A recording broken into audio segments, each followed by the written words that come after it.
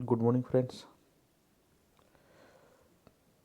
ચલો વિદ્યાર્થી મિત્રો, આજે આપણે ધોરણ 8 અંગ્રેજીમાં ક્વેશ્ચન ટેગ કરીને ગ્રામરનો ટોપિક આવે છે 5 માર્ક્સનો, એની આપણે ચર્ચા કરીશું. ક્વેશ્ચન ટેગ કહેવાય કોને? તો કોઈ પણ વાક્યના અંતે મૂકવામાં આવતા ટૂંકા પ્રશ્નને શું કહેવામાં આવે છે? ક્વેશ્ચન ટેગ કહેવામાં આવે છે. કોઈ પણ વાક્યના અંતે મૂકવામાં આવતા ટૂંકા પ્રશ્નને શું કહેવામાં આવે છે? Question tag. ક્વેશ્ચન ટેગના ઘણા પ્રકાર છે. જો મુખ્ય વાક્ય હકાર હોય, વાક્ય કેવું હોય? હકાર હોય તો ક્યુટી એટલે ક્વેશ્ચન ટેગ કેવી બને? નકાર બને. અને વાક્ય નકાર હોય તો ક્વેશ્ચન ટેગ શું બને? હકાર બને. યાદ રાખજો, વાક્ય હકાર તો ક્વેશ્ચન ટેગ નકાર, અને વાક્ય નકાર તો ક્વેશ્ચન ટેગ હકાર બને. વાક્ય હકાર હોય તો એનો જવાબ શું બને? નકાર. વાક્ય હકાર હોય તેનો જવાબ શું બનશે? હકાર. અને નકાર હોય તો નકાર હોય તો હકાર, અને વાક્ય હકાર હોય તો ક્વેશ્ચન ટેગ શું બને? નકાર. જોઈએ પ્રથમ વાક્ય, આઈ એમ. આ આઈ એમ પોતે હકાર વાક્ય છે તો એની ક્વેશ્ચન ટેગ શું બનશે? એન્ટાઈ અથવા તો આરંટાઈ. શું બને? એન્ટાઈ અથવા તો આરંટાઈ. એમન્ટાઈ ક્યારે બનશે નહીં. બીજું વાક્ય જોઈએ, આઈ am not. I am not આ પોતે વાક્ય કેવું છે? નકાર. તો વાક્ય નકાર હોય તો ક્વેશ્ચન ટેગ શું બને? હકાર. શું બને ક્વેશ્ચન ટેગ? એમ આઈ. શું બનશે? એમ આઈ. ત્રીજું જોઈએ, હી ઇઝ. આ હી ઇઝ વાક્ય હકાર છે તો એની ક્વેશ્ચન ટેગ શું બનશે? ઇઝન્ટ હી. શું બનશે? ઇઝન્ટ હી. ત્રીજું વાક્ય જોઈએ, યુ આર. આ વાક્ય હકાર તેની ક્વેશ્ચન ટેગ શું બને? Aren't you. શું બનશે? Aren't you. He was. He was વાક્ય હકાર તેની ક્વેશ્ચન ટેગ શું બનશે? Wasn't he. શું બને? Wasn't he. You were. You were. તો આની ક્વેશ્ચન ટેગ શું બનશે? Weren't you. શું બનશે? Weren't you.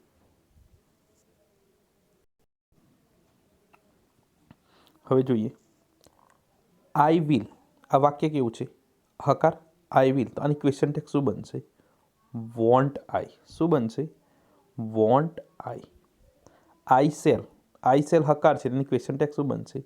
શાન્ટ આઈ. શું બનશે? શાન્ટ આઈ. પછી જોઈએ એ રીતે વાક્ય આઈ વિલ નોટ હોત તો આઈ વિલ નોટ, નોટ પોતે નકાર તો એની ક્વેશ્ચન ટેગ શું બને? Will I. શું બને? Will I. I shall not તો વાક્ય નકાર થઈ ગયું, તેની ક્વેશ્ચન ટેગ શું બને? સેલ આઈ. હવે જોઈએ, આઈ પ્લે. આઈ કરતા પ્લે મૂળ ક્રિયાપદ. હવે આપણે સાદો વર્તમાનકાળ ભણી ગયેલા હતા, એની અંદર નિયમ જોઈ ગયેલા. જ્યારે કરતા આઈ વી યુ દે નામ બહુવચન હોય ત્યારે મૂળરૂપ આવે. હવે મૂળરૂપ આવે ત્યારે શું આવે? ડુ આવે. તો આ આઈ પ્લે વાક્ય હકાર છે તેની ક્વેશ્ચન ટેગ શું બનશે? ડોન્ટ આઈ. શું બનશે? ડોન્ટ આઈ. બીજું જોઈએ, હી પ્લેસ. જ્યારે ત્રીજો પુરુષ એક વચન હોય એટલે કે હી સી ઇટ નામ એક વચન હોય ત્યારે એસ કે યસ વાળું રૂપ આવે. જ્યારે એસ કે યસ આવે ત્યારે શું આવે? ડઝ આવે. તો આઈ પ્લેસ હી પ્લેસ હકાર છે તો એની ક્વેશ્ચન ટેગ શું બનશે? નકાર. ડઝન્ટ હી. શું બને? ડઝન્ટ હી. હવે જોઈએ, આઈ ડુ નોટ પ્લે. આ ડુ નોટ નકાર છે. આ ડુ નોટ નકાર છે તો આની ક્વેશ્ચન ટેગ શું બને? હકારમાં ડુ આઈ. શું બનશે? Do I. He does not play. He does not play. આ ડઝ નોટ નકાર છે તો ક્વેશ્ચન ટેગ શું બને? હકાર. Does he. શું બનશે? Does he. જોઈએ હવે, I played. I played. Played ભૂતકાળ. હવે ભૂતકાળની હકાર વાક્ય રચના છે તો આની ક્વેશ્ચન ટેગ શું બનશે? નકાર. નકાર શું બને? ડીડન્ટ આઈ. શું બને? ડીડન્ટ આઈ. હવે જોઈએ વિદ્યાર્થી મિત્રો, આઈ ડીડ નોટ પ્લે. આ ડીડ નોટ નકાર છે તો આની ક્વેશ્ચન ટેગ શું બને? હકારમાં ભૂતકાળ છે એટલે ડીડ અને આઈ. હવે જોઈએ, I have played. I have played. આ પૂર્ણ વર્તમાનકાળ થયું. પૂર્ણ વર્તમાનકાળનું વાક્ય કેવું છે? હકાર. તેની ક્વેશ્ચન ટેગ શું બનશે? હેવન્ટ આઈ. શું બનશે? Haven't high. પછી જોઈએ, he has played. He has played. આ પૂર્ણ વર્તમાનકાળ છે, આ વાક્ય હકાર છે તેની ક્વેશ્ચન ટેગ શું બનશે? હેઝન્ટ હી. શું બનશે? હેઝન્ટ હી. હવે જોઈએ વિદ્યાર્થી મિત્રો, સી હેડ પ્લેડ. પૂર્ણ ભૂતકાળ. પૂર્ણ ભૂતકાળની હકાર વાક્ય રચના છે તો એની નકાર હકાર વાક્ય રચના થઈ તેની ક્વેશ્ચન ટેગ શું બનશે? નકાર. તો હેડ પ્લેડ હકાર છે તો ક્વેશ્ચન ટેગ હેડન્ટ સી, હેડન્ટ સી. પછી જોઈએ I have a book, I have a book. તો આઈ અને હેવ, આઈ જોડે હેવ મૂળ ક્રિયાપદ છે તો આ સાદા વર્તમાનકાળની વાક્ય રચના થઈ એટલે તમે શું લેશો? ડોન્ટ આઈ. શું લેશો? Don't I. He has a book, he has a book. તો ડઝન્ટ હી. શું થશે? ડઝન્ટ હી. યાદ રાખજો ઘણીવાર મિત્રો, જો અહીંયા કર્તા તરીકે પુરુષ આપેલો હોય હી પ્લેસ, તો આપણે ક્વેશ્ચન ટેગ શું બનાવી? હી પ્લેસ વાક્ય હકાર છે તો એની ક્વેશ્ચન ટેગ શું બનશે? ડઝન્ટ હી. પણ ઘણીવાર કોઈ વ્યક્તિનું નામ આપેલું છે કે Mohan place chess, Mohan place chess, તો મોહન કરતા થયો, પ્લેસ ક્રિયાપદ થયું એટલે કે એસ લાગેલો છે, એસ લાગેલો છે એટલે વાક્ય કેવું છે? હકાર. હવે જ્યારે એસ લાગે ત્યારે એની ક્વેશ્ચન ટેગ શું બનશે? નકાર બને એટલે શું આવે? ડઝન્ટ. પણ મોહન પુરુષ છે એટલે એનું સર્વનામ કયું આવવું જોઈએ? હી. તો ક્વેશ્ચન ટેગ શું બનશે? ડઝન્ટ હી. એ રીતે કોઈ છોકરીનું નામ આપેલું હોય તો પણ શું કરવાનું? સી. યુ હોય તો આઈ, યુ હોય તો આઈ, બહુવચન હોય તો દે. ક્લિયર બાળકો?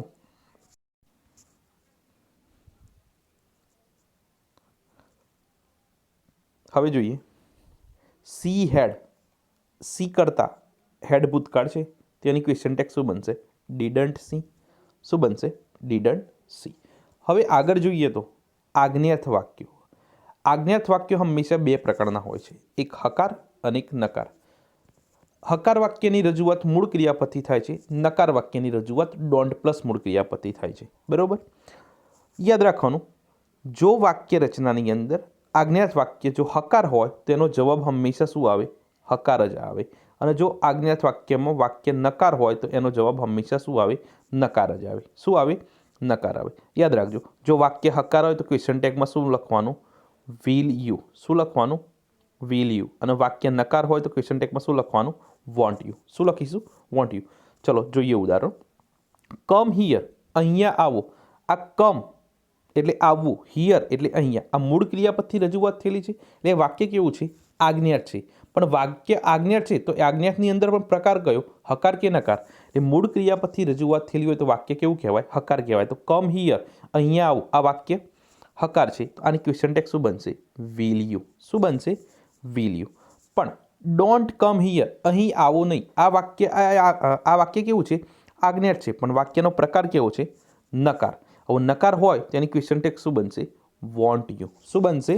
Want you. હવે જોઈએ બીજું ઉદાહરણ. ફિનિશ ધ વર્ક, કામ પૂરું કરો. વાક્યનો પ્રકાર કેવો છે? આજ્ઞાર્થ. આજ્ઞાર્થ વાક્ય હોય તો ક્વેશ્ચન ટેગ શું બનશે? Will you. શું બનશે? Will you. હવે બીજું ઉદાહરણ જોઈએ. ડોન્ટ ફિનિશ ધ વર્ક, કામ પૂરું ના કરો તો વાક્યનો પ્રકાર કેવો થયો? આજ્ઞાર્થ. પણ કેવું વાક્ય છે? નકાર. તો ક્વેશ્ચન ટેગ શું બનશે? Want you. શું બનશે? Want you. અહીં કેટલાક ક્વેશ્ચન ટેગના ઉદાહરણ આપેલા છે, આપણે એક્સરસાઇઝ દ્વારા સમજીએ. પહેલું વાક્ય, you like to sing a song. અહીંયા કરતા કયો છે? યુ. લાઇક મૂળ ક્રિયાપદ છે, વાક્યનો પ્રકાર કેવો છે? હકાર. તો હકાર હોય તો ક્વેશ્ચન ટેગ શું બનશે? નકાર બને. તો શું બનશે? Don't you. શું બને? Don't you. શું બનશે? Don't you. ક્લિયર? બીજું જોઈએ. Amit stood first in the class. Amit ક્લાસમાં પહેલા નંબરે આવ્યો હતો. અમિત પુરુષ છે એટલે હી, સ્ટેન્ડનું ભૂતકાળ થશે સ્ટુડ. હવે ભૂતકાળ છે એટલે વાક્ય કેવું છે? હકાર છે તો ક્વેશ્ચન ટેગ શું બને? નકાર. ડીડન્ટ હી. શું બનશે? ડીડન્ટ હી. ત્રીજું જોઈએ. Payal likes dancing. Payal like dancing. Payal અને લાઇક્સ એસ લાગેલો છે, વાક્યનો પ્રકાર કેવો છે? હકાર. એસ લાવે એટલે ડઝન્ટ અને પાયલ છોકરી એટલે ડઝન્ટ સી. ચોથું જોઈએ.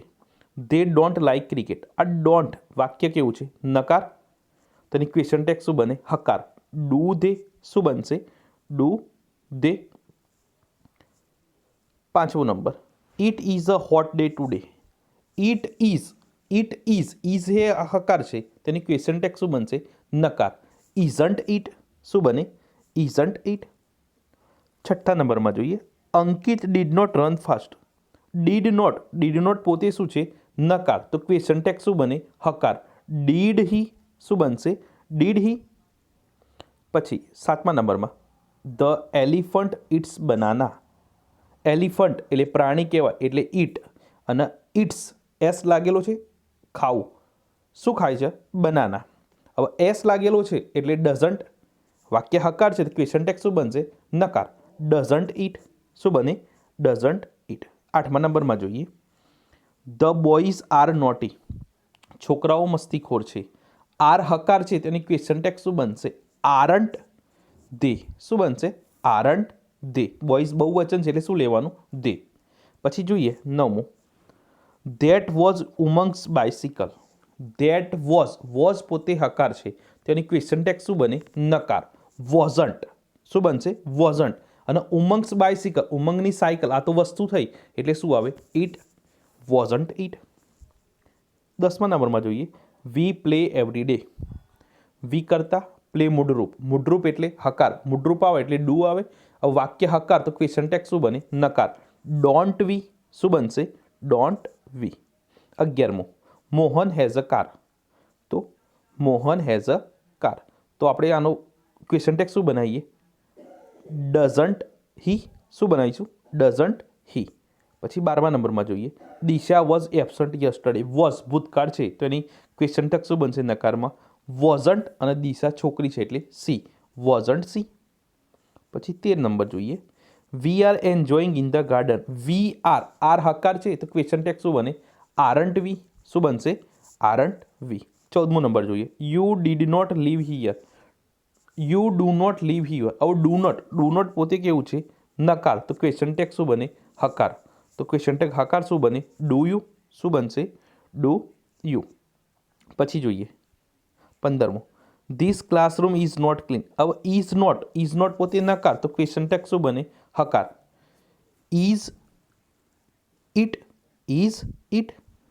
16મા નંબરમાં જોઈએ, the girls draw a picture. Girls draw a picture. હવે ડ્રો એ મૂળરૂપ છે. ડ્રો એ શું છે? મૂળરૂપ. તો મૂળરૂપ હોય તો શું આવશે? ડોન્ટ. અને ગર્લ્સ બહુવચન છે તો દે. ડોન્ટ દે. શું બનશે? Don't they. 17 નંબર જોઈએ, Ajay and Jay were not at home. Were not પોતે કેવું છે? નકાર. તો ક્વેશ્ચન ટેગ શું બને? હકાર. Were they. શું બનશે? વેર ધે. ધે કેમ આવ્યું? તો અજય અને જય બે જણા બહુવચન છે એટલે બહુવચનમાં શું આવે? ધે. હવે 18મા નંબરમાં જોઈએ, Hamid can drive a scooter. હવે કેને પોતે મોડલ્સ કહેવાય. શું કહેવાય? મોડલ્સ. આ મોડલ છે પણ વાક્યનો પ્રકાર કેવો છે? કેન એ હકાર છે તો આની ક્વેશ્ચન ટેગ શું બનશે? નકાર. Can't he. શું બનશે? Can't he. પછી 19 નંબરમાં જોઈએ, Dinesh will not come for the picnic. Dinesh પ્રવાસે આવવાનો નથી. વિલ નોટ પોતે નકાર તો ક્વેશ્ચન ટેગ શું બને? હકાર. Will he. શું બનશે? વિલ હી.